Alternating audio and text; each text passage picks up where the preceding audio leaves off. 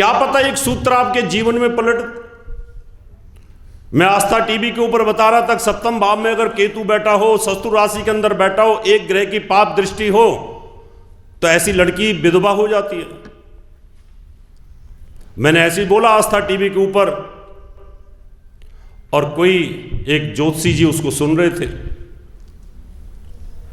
उन्होंने कुंडली मिलवाई, किसी की कुंडली मिलाने के लिए आई। उन्होंने उसी टाइम, मेरा टीवी के ऊपर 1 बजे आस्था टीवी पे प्रोग्राम चल रहा था, उन्होंने कहा तेरा तो सप्तम में केतु बैठा है, पाप प्रभाव में बैठा है, तेरी कुंडली में विधवा का योग है, मैं तो नहीं मिलाता।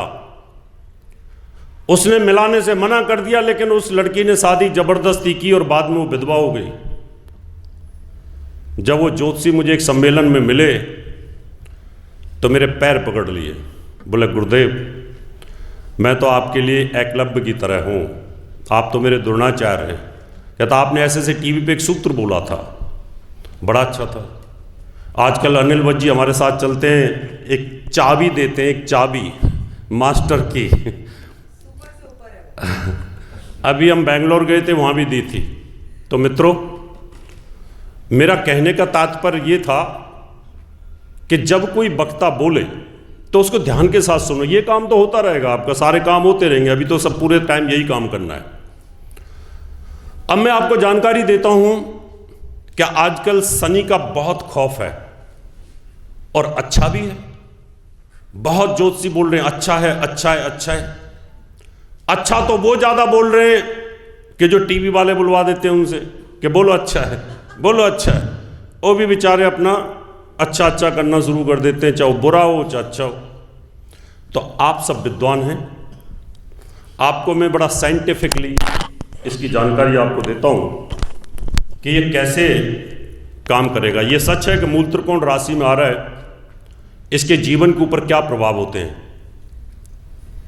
ये एक गैसीय पिंड है, इसके चारों तरफ बलय बनी हुई है, इस तरीके से ऐसे रिंग बनी हुई है। सूर्य की किरण जब उसके ऊपर जाती है तो वहां से रिफ्लेक्शन होकर के वो गैसेज पृथ्वी लोक पर आती हैं। यानी ऐसे रिफ्लेक्शन गई, सूर्य की रिफ्लेक्शन यहां पे आई शनि के ऊपर, और उस शनि सीधा पृथ्वी के ऊपर भेजता है। तो जो लोग शनि से प्रभावित हैं उनके ऊपर वो या तो अच्छा करेगा या बुरा करेगा या मध्यम करेगा। अगर आपका शरीर उन किरणों को सहने लायक नहीं है, आपकी बॉडी का जो इम्यून सिस्टम है, इम्यूनिटी है, अगर वो वीक है तो आप चपेटे में आओगे। अगर आपकी बॉडी इतनी सक्षम है कि आप कोरोना को सह सकते हैं तो आप कोरोना से बच जाओगे। आपकी बॉडी का इम्यून सिस्टम इतना मजबूत है कि कोरोना आपके आसपास घूमता रहे तब भी आपको कोरोना नहीं होगा। तो इसी प्रकार से ग्रह की जो रेडिएशंस आती हैं, हमारे शरीर के अंदर इम्यूनिटी कितनी है उसके ऊपर डिपेंड करता है। कल हम बेंगलोर में थे, वहां टॉक शो था एक, नॉर्थ इंडिया की तरफ से मैं और आचार्य अनिल भट्ट जी थे। साउथ इंडिया के बड़े बड़े विद्वान आए हुए थे, टॉप मोस्ट विद्वान आए हुए थे, और टॉपिक इतने गंभीर थे, इतने गंभीर डिस्कशन और शास्त्रार्थ था कि वो लोग क्वेश्चन उठाते गए, हम क्वेश्चनों का जवाब देते गए। ऐसे ऐसे ज्योतिष के अंदर वो टॉपिक आए थे। तो मैं चाहूंगा प्रोग्राम के बाद में त्रिलोक जी को बोलूंगा अगली बार इस तरह की व्यवस्था की जाए। तो ऊपर से जब किरणें हमारे शरीर को प्रभावित करेंगी तो क्या आपका शरीर उसको एक्सेप्ट करेगा? 12 राशियां हैं, 12 राशियों के लिए शनि का प्रभाव 12 प्रकार का अलग अलग होने वाला है। एक जैसा सबके लिए कभी नहीं होगा, लेकिन हम तो सबके लिए बहुत अच्छा करेगा, बहुत अच्छा करेगा, ऐसा नहीं है। मेष राशि की बात करें तो मेष राशि से शनि का मूवमेंट 11वें भाव में रहेगा। मैं आपको इतनी बारीकी की बात इसलिए बता रहा हूं, क्या आपके साथ ये घटना घटित होंगी प्रेडिक्शन के टाइम पर। अभी शनि 17 तारीख को शिफ्ट कर जाएगा और वो अपनी विषम राशि में रहेगा। विषम राशि में 0 से 15 तक उसका फल जो है 15 डिग्री तक फल अच्छा रहेगा, लेकिन फिर भी 0 डिग्री पे तो कोई गिरा अच्छा फल नहीं देता। 12 फरवरी को वो अस्त हो जाएगा। 17 मार्च तक मैं रोज टीवी पे यही बोलूंगा, अच्छा है, अच्छा है। अब किसी की शनि की महादशा चल रही हो, शनि की अंतर्दशा चल रही हो, या शनि की डैया चल रही हो, शनि की 7.5 चल रही हो, शनि 5 राशियों को गोचर में, शनि की डैया 2 और 3 राशियां, इनको तो नुकसान करता ही है। साथ में उसकी तीसरी दृष्टि और 10वीं दृष्टि भी, 7वीं दृष्टि भी है, इसकी दृष्टि भी खराब होती है। तो शनि अच्छा फल नहीं रहा। बहुत सारे ज्योतिषी बोलते हैं शनि बड़ा अच्छा है, बड़ा अच्छा है, सबको दाता है, शनि दाता है, शनि दाता है। तुम ज्योतिष का नाश क्यों करते हो? कम से कम ये तो देखो, वो एक ऐसा गैसीय पिंड है जो 3 राशियों पर शनि की 7.5 का प्रभाव डालता है, और 7.5 के अंदर कोई व्यक्ति ऐसा नहीं कि जिसको कोई तकलीफ ना आती हो। किसी के पास पैसा आ रहा है तो बीमारी आएगी, किसी के पास बीमारी नहीं है तो पैसे की तंगी करेगा, कर्जा करेगा, किसी के पास स्वास्थ्य भी और पैसा भी है तो बच्चे को कहीं ना कहीं नुकसान करेगा। बच्चा भी ठीक है, पैसा भी ठीक है, स्वास्थ्य भी ठीक है तो डिवोर्स करा देगा, कराता है। अगर शनि बहुत ही अच्छा करने लग जाए और बृहस्पति भी अच्छा करने लग जाए तो प्रकृति तो फिर अनबैलेंस होगी नहीं कभी।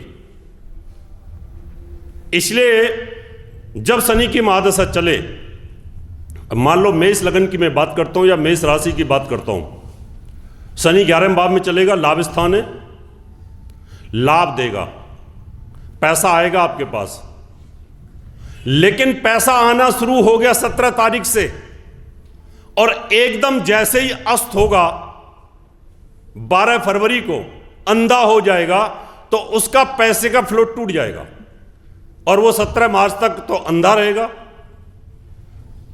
मैंने तो कहा कि बड़ा अच्छा है, 17 जनवरी के बाद पौवार है, बहुत अच्छा होगा, बहुत अच्छा होगा। लेकिन जैसे ही 1 महीना हुआ नहीं शनि को, 15-20 दिन बाद ही बेचारा फुस हो गया, अंधा हो गया, अस्त हो गया, फिर अच्छा फल नहीं दे पाएगा। तो इस वजह से ज्योतिषी को यह ध्यान करना पड़ेगा, हम ओवर एक्साइटेड होकर के उन चीजों को ना बोल दें जिनकी वजह से हमारी ज्योतिष पे उंगली उठती है। मेरा उद्देश्य सिर्फ ये रहता है कि मैं उन बारीकियों को आपके सामने रखूं। वैसे तो आप सब विद्वान हैं, लेकिन गलती तो विद्वान से भी होती है। ऐसा नहीं कि ऋषियों से गलती नहीं होती, गलती तो होती है। ऋषि पारस जी तो बड़े ज्ञानी थे, बड़ी गलती तो उनसे भी हुई। वेदव्यास जी भी बड़े ज्ञानी थे, गलती उनसे भी हुई। विश्वामित्र भी बड़े ज्ञानी थे, गलती तो उनसे भी हुई, किसी से भी हो सकती है। क्योंकि ग्रहों का प्रभाव किसी को नहीं छोड़ता। क्योंकि जब नेटवर्क हमारा फेल होता है तो कितना ही बड़ा डॉक्टर हो, हार्ट का सर्जन हो, उसको भी हार्ट अटैक होता है और पता नहीं चलता उसको। जिस बीमारी का जो डॉक्टर एक्सपर्ट होता है उसको वही बीमारी खींच के ले जाती है। डॉक्टर को बीमारी ठीक करने का तो ट्रेनिंग है, लेकिन वो बीमारी आएगी कब, उसकी ट्रेनिंग तो ज्योतिषी को है, ज्योतिषी बता सकता है। मैं अपना आपको एक उदाहरण बताता हूं। जो धीरू भाई अंबानी का हॉस्पिटल है बंबई में, वो जो हॉस्पिटल था वो पहले एक बंगाली डॉक्टर का था।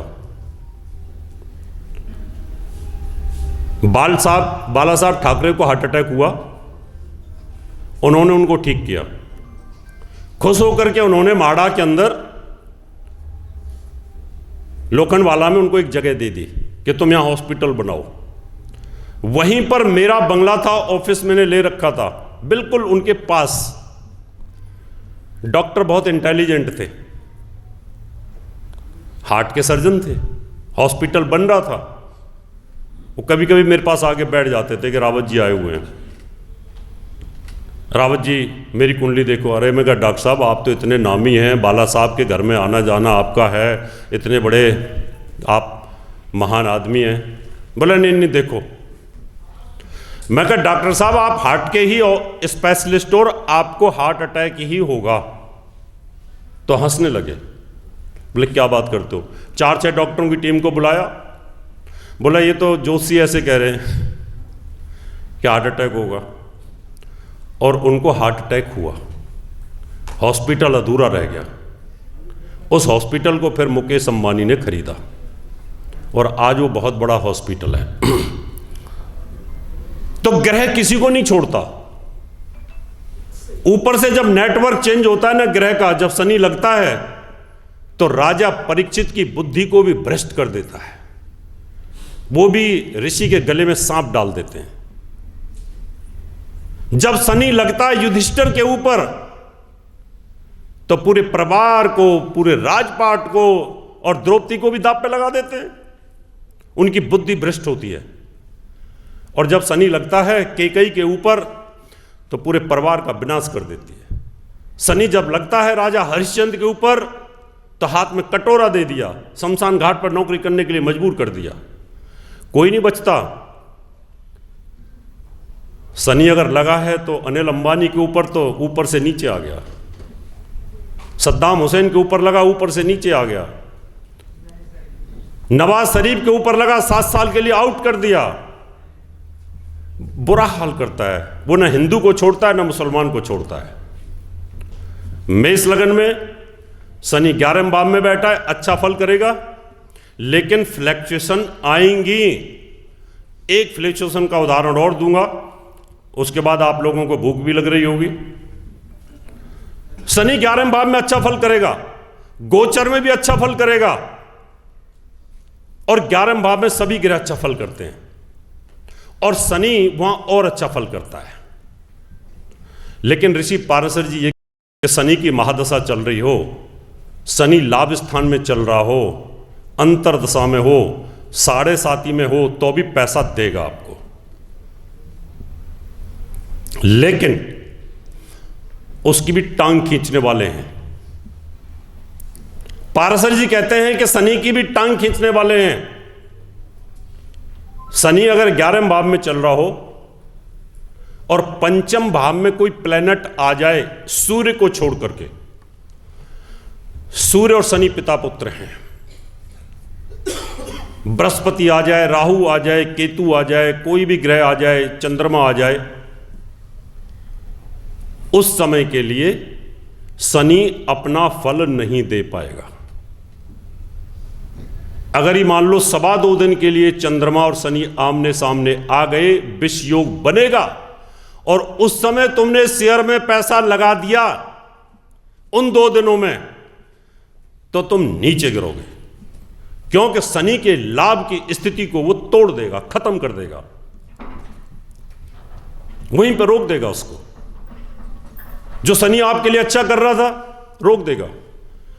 18 या 20 दिन के लिए बुध अगर सामने आ गया, बुध और शनि आमने सामने आ गए दोनों, तो आप बोल दो कि शनि आपका अच्छा फल कर रहा है, बहुत पैसा कमा रहे हो आप। लेकिन ये 18 दिन बी केयरफुल, सावधान रहिए, क्योंकि इन 18 दिनों में आपको भयंकर नुकसान के योग आ रहे हैं।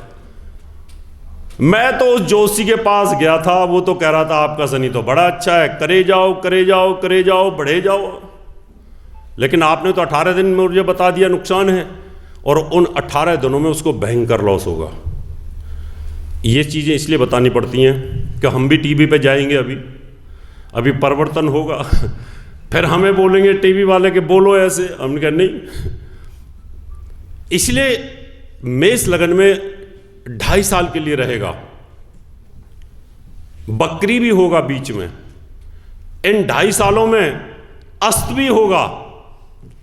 जब अस्त होगा, जब इसका वध होगा, इसके सामने कोई ग्रह आएगा तो कहीं ना कहीं ये आपको नुकसान करने की पूरी कोशिश करेगा। इसका आपको ध्यान रखना पड़ेगा।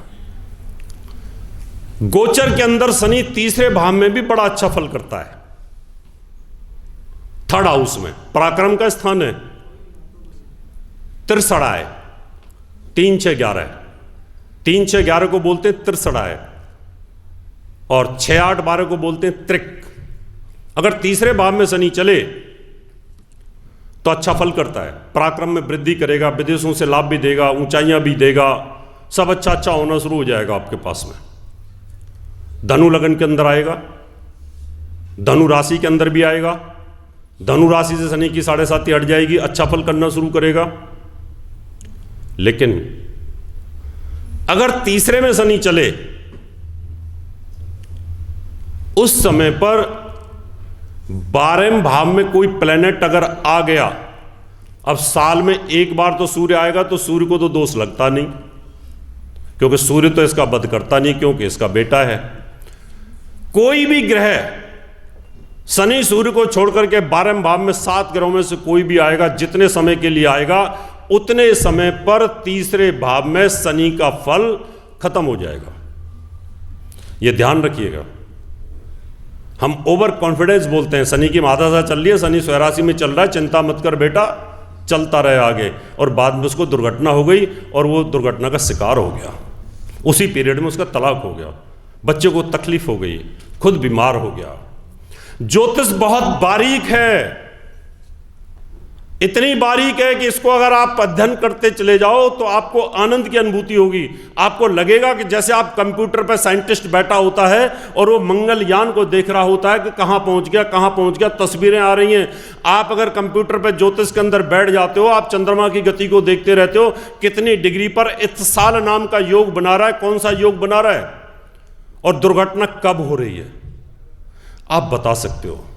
सिर्फ चंद्रमा की गति को देखना है, चंद्रमा की गति को देखना है, चंद्रमा कब शनि के साथ मिलना है, कितनी डिग्री पर, सेम डिग्री पर आया। सेम डिग्री पर चंद्रमा और शनि जब दोनों एक साथ हुए हैं तो उस समय आपके शरीर के अंदर क्या रिएक्शन हुआ है। जब तक आप रिसर्च नहीं करोगे, जब तक आपको पता ही नहीं चलेगा। सेम डिग्री पर जब राहु और चंद्रमा की गति एक साथ हो रही है, उस समय जब तक आप उसको रिसर्च नहीं करोगे आपके शरीर में क्या क्या रिएक्शंस हो रहे हैं, तब तक आप एक्यूरेट प्रेडिक्शन नहीं दे सकते। इसलिए तीसरे में भी यहां पर आपको सावधान रहना पड़ेगा। छठे भाव में भी शनि अच्छा फल करता है, शनि छठे भाव का कारक भी होता है। शनि का छठे के अंदर मूवमेंट हो और 9वें भाव में उस समय कोई प्लेनेट अगर गति कर रहा है तो उसके फल को कमजोर कर देगा। बाकी की जो 9 राशियां रह गई हैं वो मैं फिर कभी आपको बताऊंगा जब कोई अच्छा प्रोग्राम और होगा।